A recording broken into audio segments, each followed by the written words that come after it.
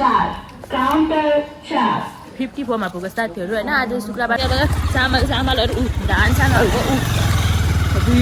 धानहरूको बोराहरू पनि सबै भिज्छ। सुत्न पनि राम्रोसँग भएको छैन, सर्नु परेको छ। धेरै घाम होइन, अनि उपर धेरै हावा भइसके पछाडि चाहिँ यो 3-4 घन्टा जति चाहिँ हामीले पालो बस्नु परेको थियो यताउता हुन्टन तर भाइको बारेमा 1 घन्टामा सब कामहरू सल्टिहाल्यो।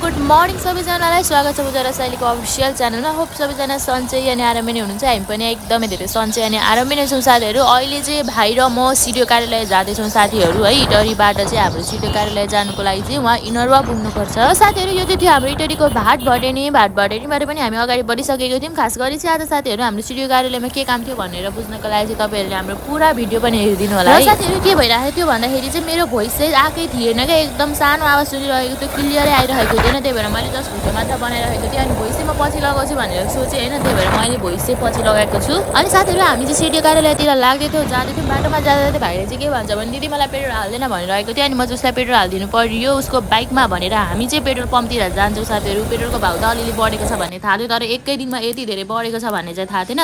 त्यहाँ गएर चाहिँ हामीले पेट्रोल लगाउँदाखेरि चाहिँ पेट्रोलको चाहिँ 219 पुगेको रहेछ क्या। आम्मामा 219 भने हामीले चाहिँ 700 को जति पेट्रोल हालेर त्यहाँबाट चाहिँ जान्छौँ साथीहरू। भाइको राष्ट्रिय परिचय पत्रको फर्म सम भरिदिइसकेको साथीहरू।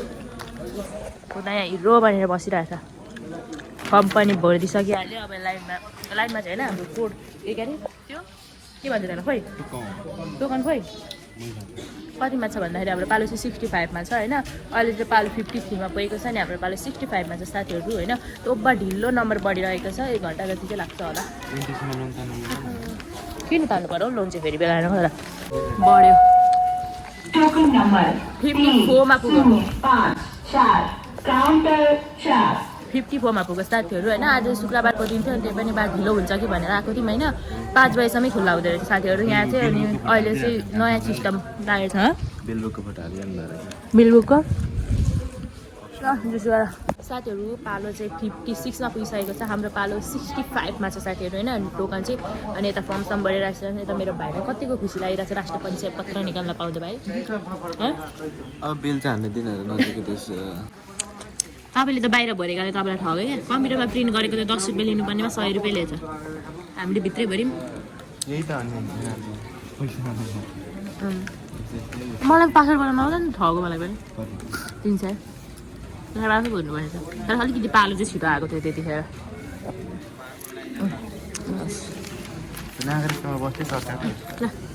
ठिक भइरहेको आउनु आँट्यो पालो। अब 4 पछि भाइको पालो आउँछ, 4 पछि। पहिला म यहाँदेखि लाइन बसेको, यहाँदेखि लाइन बसेको 3 घन्टापछि पालो आएको थियो। अहिले त त्यो बोल्ने पनि सिस्टम बनाएको छ, पहिला त थिएन पनि। अब हामीले बनाइसक्छौँ। अनि यहाँ अर्को आरामले एसीवाला पनि सिस्टममा हुने बेला छैन। ल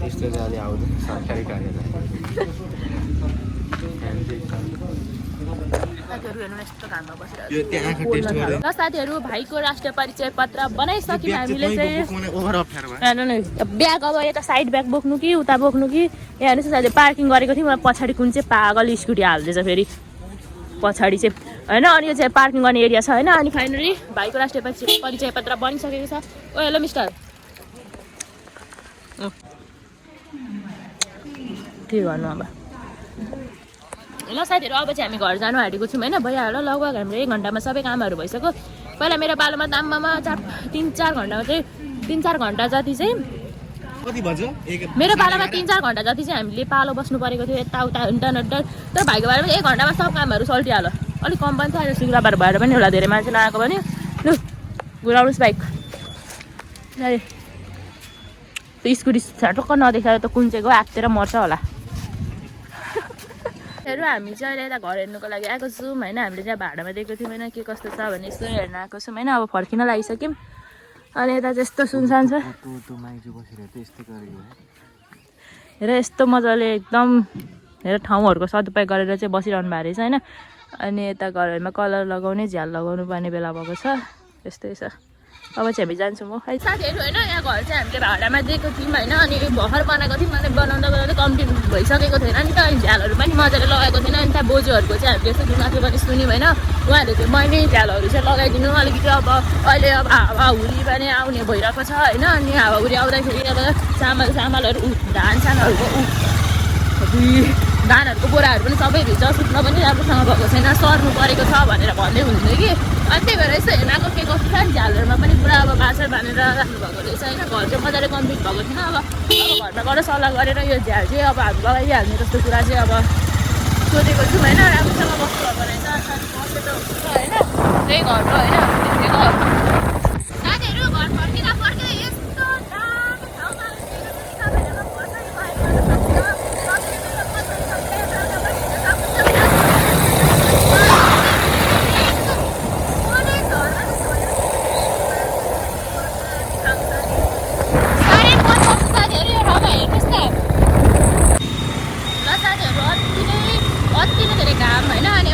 ठाउँमा भइसके पछाडि चाहिँ यो टाउकोमा बेर्ने नकिनी नहुने भयो मलाई चाहिँ होइन अनि त्यस पछाडि अहिले चाहिँ फेरि हामी मेरी इटरी चोकमा छौँ होइन अनि मेरी इटरी चोकबाट चाहिँ बिबिसन जाँदैछु यो चाहिँ कहाँनिर भन्दाखेरि चाहिँ हाम्रो भाइको पुरानो फोन छ होइन त्यही पुरानो फोन बेच्नको लागि भनेर जाँदैछौँ हामी चाहिँ इटरीको बेबी चोक